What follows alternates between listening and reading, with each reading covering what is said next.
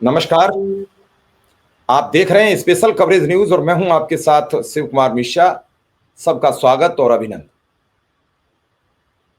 उत्तर प्रदेश के मुख्यमंत्री योगी आदित्यनाथ आज गोरखपुर में थे और गोरखपुर से उन्होंने एक बड़ा ऐलान, बड़ी घोषणा कर दी है। इस घोषणा में उन्होंने स्कूलों को लेकर कुछ कहा है और स्कूलों को लेकर एक बड़ा ऐलान किया है और इस ऐलान के बाद सब सोच रहे हैं कि क्या होगा, क्या इस ऐलान का फर्क पड़ेगा, क्या इससे नया होगा। इस सब पर चर्चा बड़ी तेजी से चल पड़ी है। उधर प्रधानमंत्री जी और आरएसएस को लेकर कई बड़ी खबरें सामने आ रही हैं, लेकिन इधर से पहले हम बताएंगे आपको मुख्यमंत्री योगी आदित्यनाथ का यह ऐलान। उत्तर प्रदेश के मुख्यमंत्री योगी आदित्यनाथ आज गोरखपुर में थे। उन्होंने गोरखपुर में एक प्रोग्राम में सम्मिलित थे। जो सरदार पटेल लौह पुरुष हैं, उनकी जयंती में शामिल नहीं होते हैं और जिन्ना को जो सम्मान देने का कार्यक्रम में जो सम्मिलित होते हैं, उनका इस देश में रहने का कोई अधिकार नहीं है। उन्होंने ऐलान किया है कि अब हर स्कूल में वंदे मातरम राष्ट्रगीत को अनिवार्य कर दिया जाएगा। यह ऐलान उन्होंने अपने गृह जनपद गोरखपुर में एक कार्यक्रम के दौरान किया है।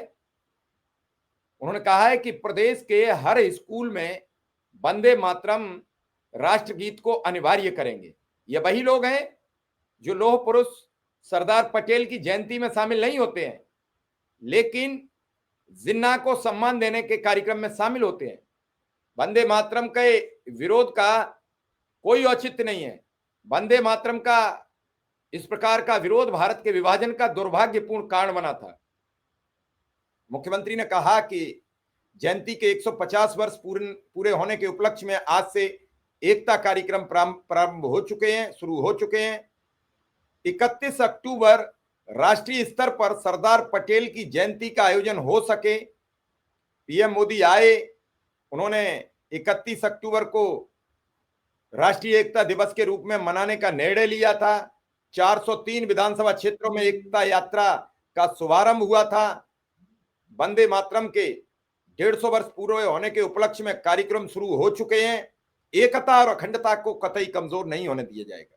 हम आगे बढ़े उससे पहले ये वीडियो आप सुनिए, फिर विचार कीजिए।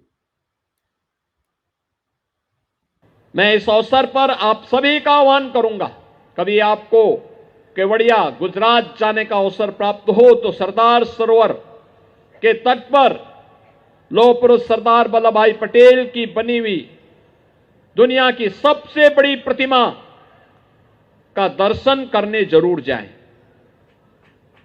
प्रधानमंत्री मोदी जी के प्रति कृतज्ञता ज्ञापित जरूर करें कि भारत के महापुरुषों को, अपने पूर्वजों को कैसे सम्मान दिया जाना चाहिए।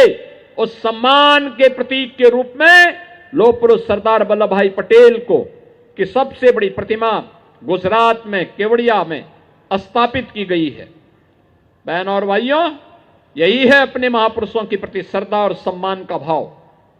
और उसी श्रद्धा और सम्मान के भाव के साथ आज हम सब यहां पर इस एकता यात्रा के साथ जुड़ रहे हैं। मेरा आह्वान होगा, स्कूल कॉलेजेस में इसमें डिबेट होनी चाहिए। लौह पुरुष सरदार वल्लभ भाई पटेल के मुद्दे को लेकर के हमें चर्चा पर चर्चा का हिस्सा इसको बनाना चाहिए। वंदे मातरम राष्ट्रीय गीत के प्रति सम्मान का भाव होना चाहिए। अब ये केवल लौह पुरुष सरदार वल्लभ भाई पटेल के साथ ही राष्ट्रगीत वंदे मातरम भी उत्तर प्रदेश के हर विद्यालय में गायन इसका अनिवार्य करेंगे। हर शिक्षण संस्थान में इसका गायन अनिवार्य करवाएंगे, जिससे उत्तर प्रदेश के अंदर हर नागरिक के मन में भारत माता के प्रति, अपनी मातृभूमि के प्रति श्रद्धा और सम्मान का भाव जागरूक हो सके। और उसी भाव के साथ आज हम सब यहां पर आए हैं।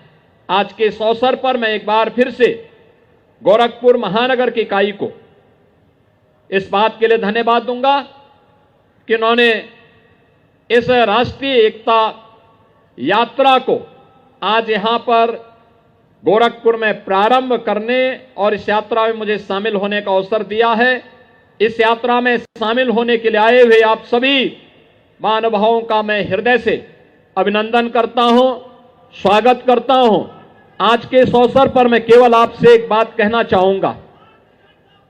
याद करना, लौह पुरुष सरदार वल्लभ भाई पटेल ने जो बातें कही थी उनमें से दो बातें बहुत महत्वपूर्ण हैं।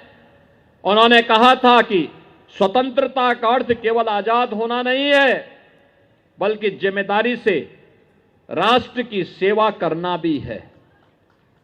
दूसरा उन्होंने कहा था, जिस देश का युवा जागृत होता है उस देश को कोई गुलाम नहीं बना सकता है। याद करना, हमारे युवा स्वयं राष्ट्रीयता के प्रति जागरूक हों और स्वाधीनता का मतलब आजाद होना नहीं, बल्कि स्वाधीनता का मतलब अपने कर्तव्यों के निर्वहन करने से भी होता है। यही लौह पुरुष सरदार वल्लभ भाई पटेल का मार्गदर्शन है। आपने मुख्यमंत्री जी को सुना, उन्होंने कहा कि अब स्कूलों में वंदे मातरम अनिवार्य किया जाएगा। मुख्यमंत्री जी, वंदे मातरम ठीक है, अच्छी बात है आपकी, इस वंदे मातरम का लागू किया जाना आपका अपना एक ध्येय है। लेकिन आपका ध्येय यह भी था कि 5 सितंबर को आपने कहा और अब तक उस ध्येय को पूरा नहीं किया गया। 5 सितंबर के ऐलान को भी अब आप साकार कर दीजिए। वो ऐलान काफी समय से लंबित है। अब उस ऐलान को अब 2 महीने 5 दिन हो चुके हैं। अब उस ऐलान को और मत खींचिए। आने वाले वक्त में जो भी कैबिनेट बैठक हो उसमें उस ऐलान को साकार कर दीजिए, उसे अंतिम प्रारूप दे दीजिए, ताकि लाखों लोगों की जान बच सके।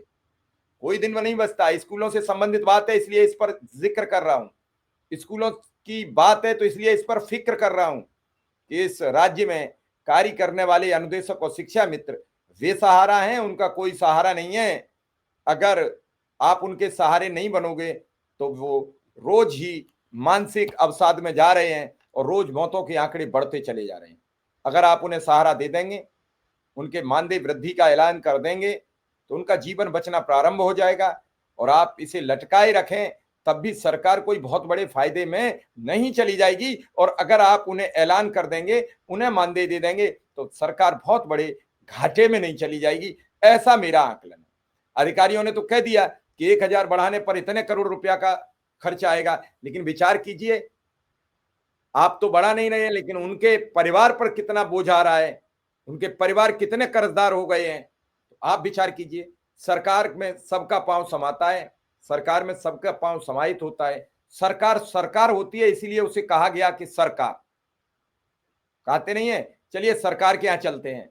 तो सरकार सबके लिए होती है और सरकार की जिम्मेदारी होती है अपने राज्य के उन सभी सवैतनिक और संविदा अवैतनिक सभी कर्मचारियों को राहत प्रदान करना, उनके परिवार में खुशहाली कैसे आए इस पर बातचीत करना, इन सब के जरिए राज्य में एक अच्छी सुव्यवस्थित सरकार का निर्माण करना, एक जनहित की सरकार बनाना, संविधान परक नीति और नियमों पर चलने वाली सरकार बनाना, भेदभाव के बिना काम करने वाली सरकार बनाना, जाति धर्म संप्रदाय से दूर रखने वाली सरकार होना चाहिए।